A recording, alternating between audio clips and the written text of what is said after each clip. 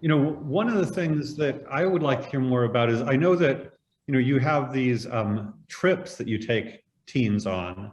And, I'm actually very concerned about the parents that just let kids do whatever. I'm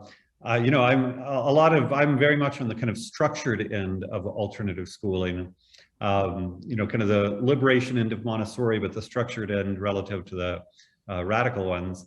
And when I think of, and I just trust that you do a good job with teens, but the reason I bring it up on trips is that danger exists. And so I think it'd be really helpful for you to talk about how you think about boundaries and safety.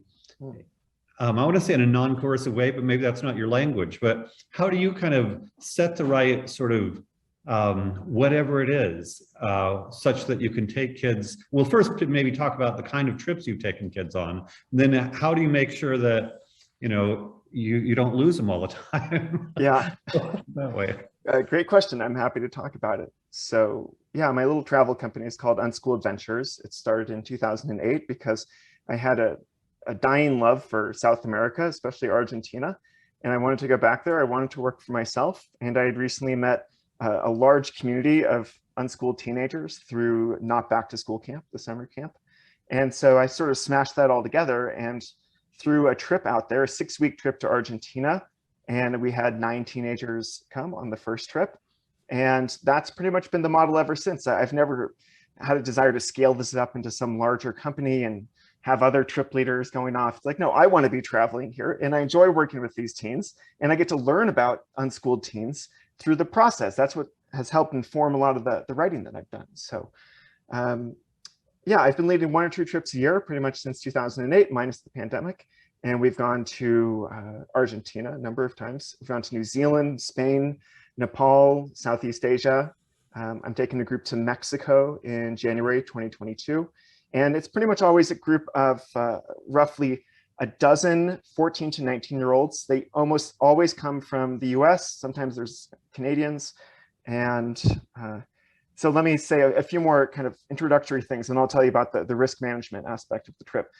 You have to apply to get onto one of these trips. And then you have to be interviewed by me or one of the other trip leaders.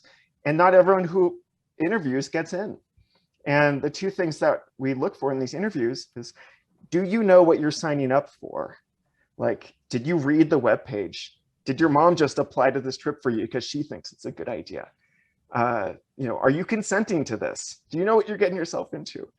And the second thing is, do you already have some experience being away from home? A 6-week trip abroad should not be the very first thing you do away from home. Like, do a week of summer camp, or go live with some family friends across the country for a couple of weeks. Do something like that.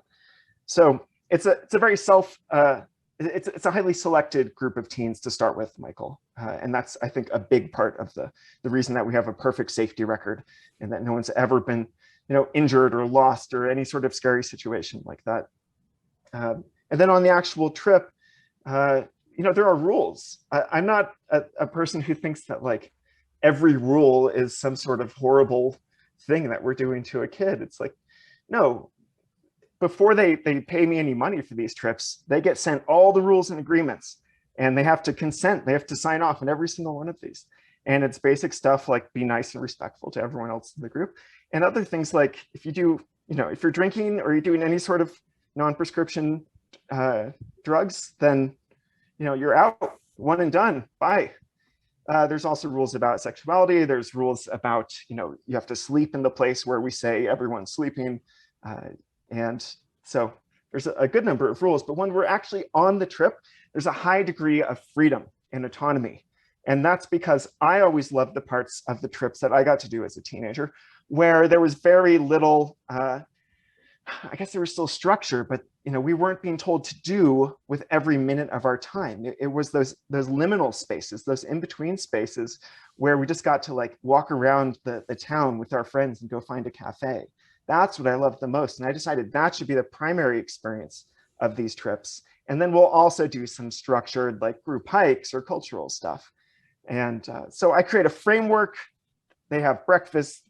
They have some sort of group activity that they can opt in or opt out of. They have a good amount of free time each day. And then we provide dinner, we have a group meeting, we have a check-in, we make sure everyone's doing fine, everyone has what they need. I know where everyone's sleeping. They don't have a bedtime. I just say, make sure that you're functional tomorrow when we start doing stuff. That's it. If you can function on 4 hours of sleep, more power to you. If you're not functioning consistently, then I'm going to tell you that. And I'm going to say, you need to do something different because this is not working.